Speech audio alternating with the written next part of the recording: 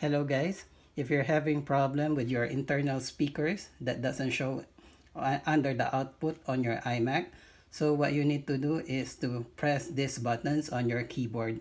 So press P, R, Option, Command, plus the power button at the back of your iMac.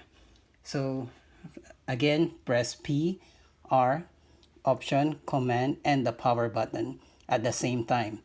But because this is difficult to do, since you're using your two hands, so you may want to press P and R first, plus the power button,